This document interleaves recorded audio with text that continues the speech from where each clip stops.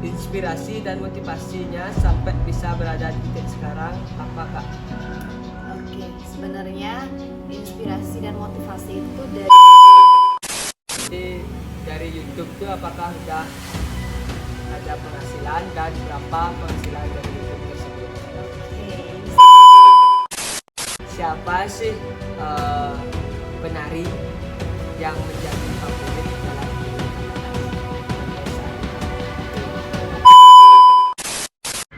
Oke, balik lagi di channel Bagus Restu Wesnawa. Jangan lupa like, komen, dan subscribe. Salam Rahayu.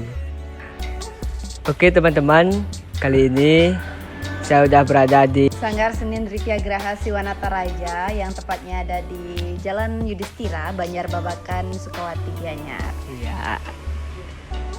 Oke, sebelum kita lanjut, apakah udah siap nih? Sudah dong, kalau Bagus Restu Wesnawa datang ke sini harus sudah siap. Asik. Sebelum kita lanjut video ini, saya akan mengajak kakaknya dulu kenalan. Oke, kita langsung saja kenalan. Oke, halo viewers setia, subscriber setia channel YouTube Bagus Restu Wesnawa. Subscribe terus ya, kalau kalian subscribe, Restu pasti akan lebih semangat untuk upload videonya. Oke, perkenalan dulu nih. Nama aku apa saya ya, yang lebih formal, yang lebih gini ya. Saya. Oke. Nama saya Sri Ayu Pernyelarasari, bisa dipanggil Laras. Saya adalah kakak kelasnya Restu di ISI Denpasar. Jadi saya adalah seorang mahasiswa, S1-nya saya di ISI Denpasar, jurusan tari. Itu masuknya tahun 2015 dan tamatnya tahun 2019. Dan saya langsung masuk di S2, program studi pasca sarjana, minat atau jurusan yaitu penciptaan seni dengan bidang tetap tari S2-nya. Tahun 2019 saya masuk. Terus sekarang saya masih semester 3 di program pasca sarjana magister ISI Denpasar. Jadi doakan saya tahun ini tamat ya teman-teman YouTube-nya, viewersnya Restu. Terus saya adalah anak kedua dari 2 bersaudara. Kemudian hobi saya tentunya menari, dan di samping menari itu saya juga suka mendongeng, berpuisi yang berhubungan dengan sastra lah pokoknya. Kemudian saya beragama Hindu, saya Balinis asli. Saya kelahiran Gianyar 16 Desember 1997. Jadi saya sebenarnya sudah agak tua gitu tapi dengan postur tubuh yang masih ya SMA lah. Oke, saya tahun ini berumur 24 tahun. 24 tahun. Ya. Terus alamat saya di sini di Banjar Babakan, Sukawati. Kemudian kalau cita-cita saya menjadi rektor ISI Denpasar. Kalau terwujud. Astu karo. Apa lagi nih? Oke, sampai sana dulu. Status Status single. Status masih single. Ya, Oke. Oke, jadi itu perkenalan dari Kak Laras. Selanjutnya kita lanjut ke Q&A yang sudah saya buat di Instastory Instagram saya. Oke, jangan lupa juga follow Instagram saya Bagus Restu Wesnawa dan Kak Laras. Jangan lupa follow Instagram Pranyelarasari dan jangan lupa subscribe Sri Ayu Pranyelarasari, karena kalau kalian subscribe aku akan collab sama Restu lagi. Oke, siap. Oke, kita langsung saja ke Q&A yang saya buat di Instastory. Dari pertanyaan pertama. Pertanyaan pertama dari Dek Ari Haha. Dari mana asal mula bisa nari? Wow, Dek Ari Aha. Aha tuh apa ya? Ketawa. Itu ketawa. Oke, pertanyaan yang bagus, dan ini pertanyaan yang memang banyak sekali ditanyakan tapi belum pernah masuk ke konten. Baru kali ini nih, biasanya sih pertanyaannya itu nggak ada on cam ya. Jadi sekarang baru kali ini Mbak Laras akan jawab ini pertanyaan on cam dan baru di channel Bagus Restu Wesnawa. Oke, apa tadi? Oh kan sampai lupa. Dari mana asal mula bisa nari? Oke.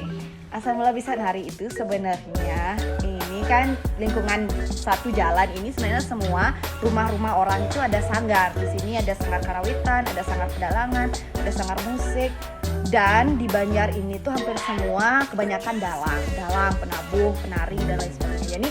Jadi lingkungan itu sudah seni. Dan di sini di rumah Mbok Laras ini kakek adalah seorang dalang, terus bapak adalah dosen karawitan di Isi Denpasar. Maaf ya kalau ada suara motor. Terus ibu adalah seorang guru tari di Kokar dan kakak kandung adalah dosen pedalangan di Isi Denpasar. Jadi keluarga di sini memang semuanya adalah seniman. Nah maka dari itu Mbok Laras itu dari kecil sebenarnya tidak ada paksaan. Tidak ada paksaan dari orang tua. Itu dari umur 3,5 tahun. Nah bisa dibayangkan seberapa tinggi atau kecilnya anak umur 3,5 tahun. Nah itu Mbok Laras untuk nari pertama itu tari Rejang Dewa. Itu sebenarnya ibu itu ngajar bajang-bajang di Banjar, tapi karena Mbok Laras itu sudah timbul keinginan rasa cinta terhadap dunia tari, seni tari, jadi ikutlah nimbrung gitu di samping bajang-bajang di Banjar, ikut nari Rejang Dewa gitu. Padahal masih umur 3,5 tahun. Sebenarnya belum bisa ikut karena yang bajang-bajang itu kan udah SMA, SMP gitu. Tapi setelah dilihat ada bakat dengan menari Rejang Dewa pertama kali itu, kemudian berlanjut lagi kelas 1 SD itu dimasukkan di Sanggar Lokananta namanya. Nah, itu sanggar milik dosen isi juga, namanya Pak Wayang Stirter. Itu lokasi sanggarnya di Singapadu. Nah, dari kelas 1 SD itu baru mulai ikut lomba-lomba. Nah, sebelumnya belum, karena belum dapat guru yang pas untuk ngajar nari kan. Nah, setelah di Sanggar Lokananta itu baru diikut sertakan lomba di yang waktu itu bergengsi di Kayu Mas. Terus tuh pernah ikut lomba di Kayu Mas ya? Pernah. Oh, pernah. Nah, itu di Kayu Mas itu dari kelas 1 SD. Itu masih waktu itu tuh banyak-banyak pesertanya kan. Tari Condong itu sampai 300-an peserta waktu itu. Kemudian karena di Sanggar Lokananta itu memang dari dasar, misalnya dari pendet, terus condong, terus Mbok Laras dapat Margapati Wiranata sampai Trunajaya. Nah kelas 5 SD udah tes kenaikan tingkat Trunajaya di Sanggar Lokananta. Jadi ya masih terbilang cukup belia sudah bisa Trunajaya waktu itu. Nah berlanjut lagi ke tari yang sampai sekarang itu yang paling susah sih Palawakil. Oke, siap. Oke. Kita lanjut dengan pertanyaan yang kedua dari Dut Wahyu double U. Siapa guru pertama kalian dan diajarin nari apa? Mungkin guru pertama Kak Pratnya dulu ya. Kak Laras. Sebenarnya guru pertama itu otodidak tuh di rumah itu ibu sih. Ibu sendiri karena ibu juga penari. Itu guru yang belum masuk sanggar ya. Jadi selama di rumah dari umur 3,5 tahun sampai sebelum masuk sanggar itu ibu yang ngajarin. Tapi belum tariannya itu belum kepatok gitu, masih abal-abal gitu. Kemudian setelah masuk sanggar itu yang udah tariannya sesuai pakem, udah kepatok itu Pak Wayang Stirter. Jadi sampai sekarang pun masih jadi dosen di Isi Denpasar itu masih diajar. Jadi dari kecil sampai sekarang Pak Wayang Stirter itu ya sosok yang membuat Mbok Laras itu ya bisa nari lah. Iya. Oke. Di guru pertama itu ada ibunya sendiri dan Pak Yan Stirter. Oke, kita lanjut pertanyaan ketiga dari Dek_Jian 29. Tari Bali yang terfavorit Kak Laras apa? Oke.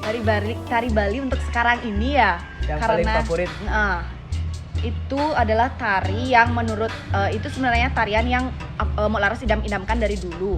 Gimana sih caranya menari, terus kita ngatur nafas sambil nyanyi, terus kita mikirin gimana dalam bahasa seni karawitnya tuh gedek trompong gitu, yaitu tari Palawakil. Nah karena sedikit banget orang yang bisa menyesuaikan bagaimana di atas panggung dengan 3 komponen ini dengan baik. Karena mungkin ada yang bisa nari aja, terus ada yang vokalnya bagus aja, terus ada juga yang cuma bisa nerompong aja gitu.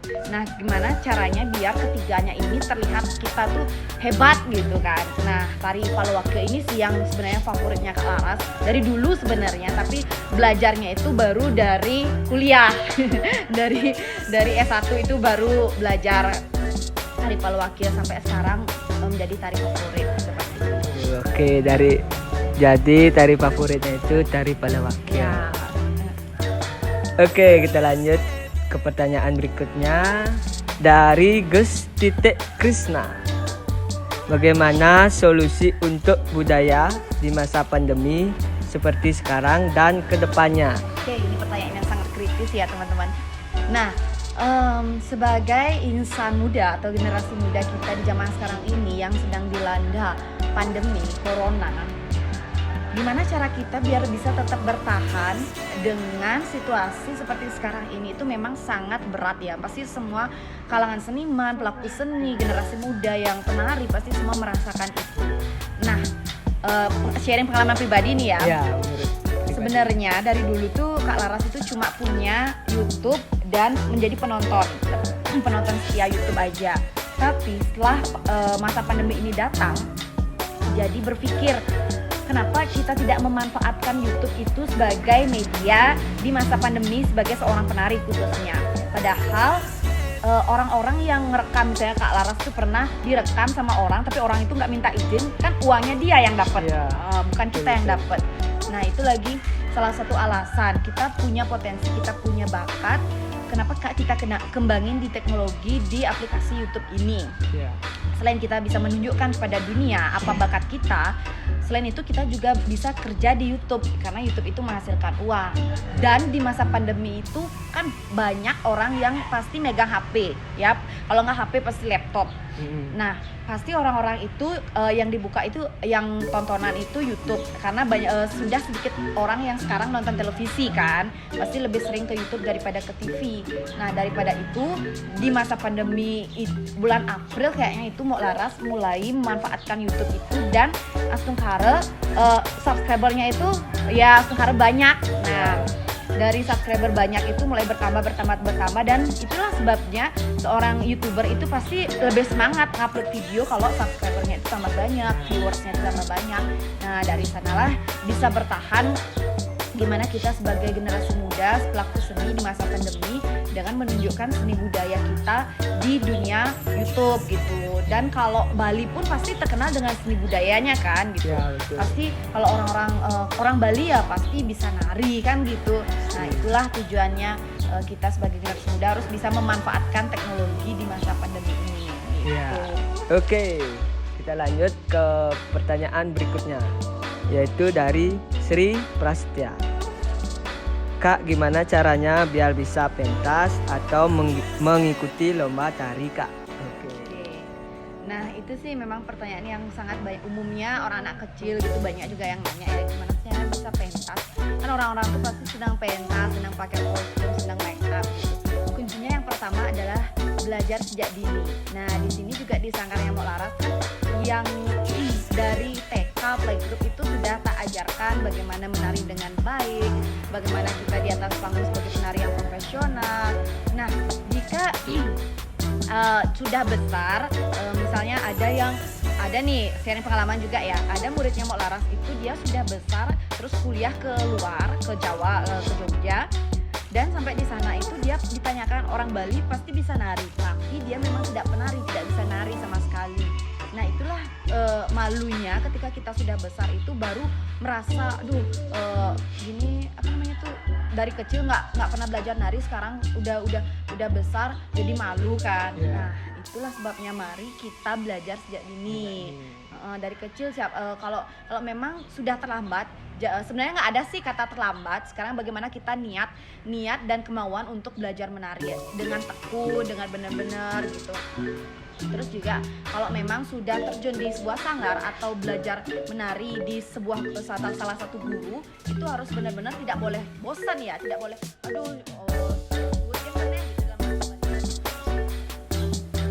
Oke, kita lanjut ke pertanyaan berikutnya dari Godoh Project.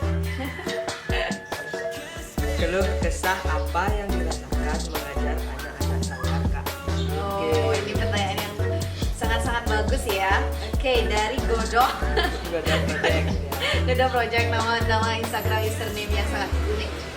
Oke, terima kasih atas pertanyaannya Godoh Project. Dan keluh kesahnya itu yang pasti kita sebagai guru yang pertama harus punya sifat penyabar atau sabar ya. Karena kalau kita jadi guru tidak sabar, otomatis murid-murid itu akan pasti bubar, pasti akan mencari sanggar lain gitu kan. Nah, anak-anak itu pasti dengan karakter yang berbeda-beda. Tidak mungkin semua, misalnya 80 murid di Sanggar Mok Laras itu semua karakternya sama gitu. Tidak mungkin kan. Pasti dengan karakter yang berbeda-beda itu gimana kita jadi guru itu bisa menyatukan karakter mereka, bisa memahami karakter mereka.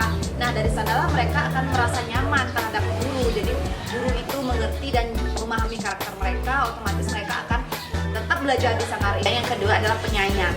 Sayangilah murid-murid seperti punya adik sendiri. Nah, jadi jangan anggap murid-murid itu orang lain. Anggap murid-murid itu seperti adik kandung. Kalau kita sudah menganggap murid-murid kita di Sanggar seperti adik kandung, pasti kita akan muncul rasa cinta, rasa sayang selayaknya saudara kandung. Nah, kemudian kalau sudah sanggar muridnya itu banyak dan sanggarnya itu berjalan dengan lama, jangan pernah ada rasa bosan ketika mengajar, jangan pernah marah-marah. Ya, tegas itu perlu sih, tapi marah itu jangan. Ya, beda ya antara tegas dan jangan.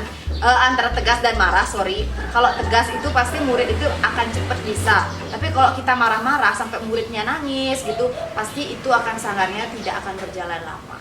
Jadi itu sih. Oke. Kita lanjut pertanyaan berikutnya. Dengar-dengar nih waktu ini pernah nyari di Lombok ya? Ya. Nah, ini ya langsung aja ada pertanyaan dari Hari Krishna Nanda. Gimana perasaan Mok Laras pas ngayah di Lombok bareng SBS? Oke. Nah, itu yang dimasukin ke snapgram sama Restu itu di Lombok. Nah, itu sebenarnya pengalaman yang luar biasa ya, karena jujur gini, orang Lombok itu sangat mengapresiasi seniman dari Bali ketika datang ke Lombok. Benar-benar beda antara kita nari di Bali dengan kita nari di Lombok. Kalau nari di Bali yang memang diapresiasi, tapi tidak sebesar apresiasi orang-orang Lombok.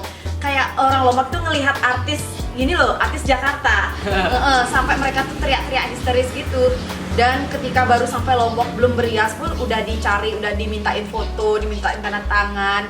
Terus pas di belakang panggung pas berias juga dikerumunin gitu. Terus pas nari juga benar-benar orang Lombok tuh tidak ada yang main HP, tidak ada yang ngobrol, tidak ada yang tolak-toleh.